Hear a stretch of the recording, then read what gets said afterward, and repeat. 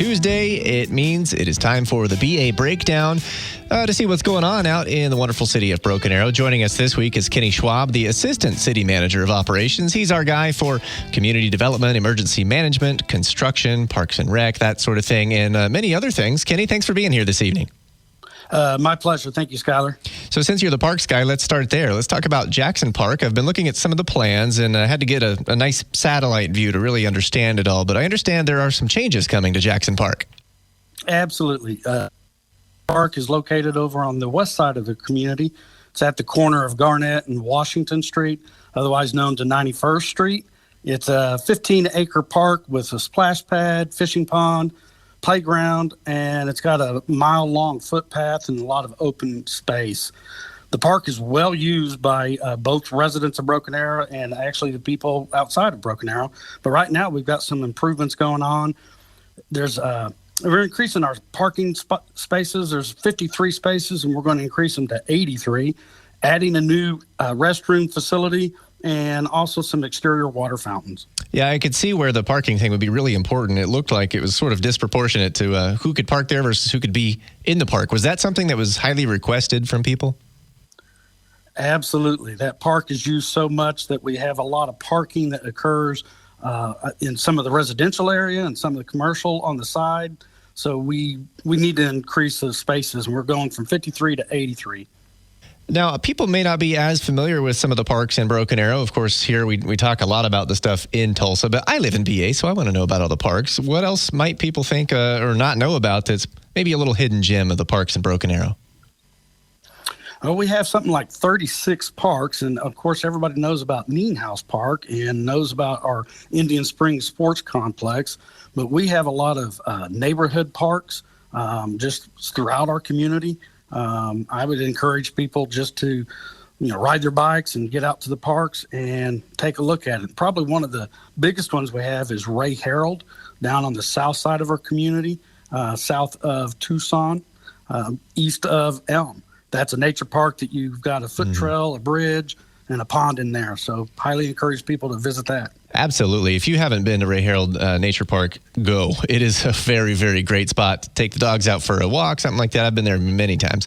Kenny, let's go over to public safety now. I've seen some cool updates from the city this week out in Broken Arrow. The fire department now has a highly specialized firefighter, a guy by the name of Wade Ambrose, who is a smoke diver. I think I could kind of guess what that means, but tell me what a smoke diver is and why that's important to the BA Fire Department. Well, first of all, we're extremely proud of Wade. He just exemplifies a firefighter, and he's been with the fire department for 5 years now. But as you said, he's the state's 50th smoke diver. Smoke diving is really a mental and physical challenge, and they put him in a controlled environment. The firefighters are put in seamless life and death situations and must find their way out of those with limited amount of air in their tanks. So it's, like I said, it's a mental challenge. It's physical. Some of the things that they'll have a smoke-filled room with no visibility, like a drop ceiling, and everything falls on them, and they've got to find their way out without getting entangled in like the wires and the ductwork. So it's very impressive, very rigorous what they go through. My understanding is it's a 10-hour a day, 6-day program, so it's a total of 60 hours. Yeah, that would be a crucial skill set to have. If he's going into a house fire, there's people that need to be rescued. I would imagine he's one of the first in with that experience and that capability. Absolutely. They actually learned some self-survival techniques through that course. So my understanding is there was 22 that started, only 11 that were able to complete it. So like I said, we're extremely proud of Wade and happy for him and our department and his family. And one of only 50 in the state. That's really cool for BA. On the police side of things, I saw where the police department is getting some new tech in the way of a drone. How's that going to help the BA police department? They've actually used drones in the police work. The way they use this drone is when they have a situation, a barricade, a perpetrator is barricaded into a facility, a building.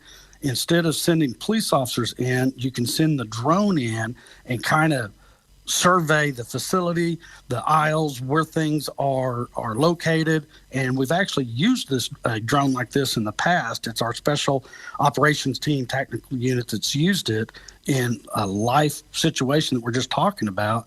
And the perpetrator actually set fire to the facility and destroyed the existing drone.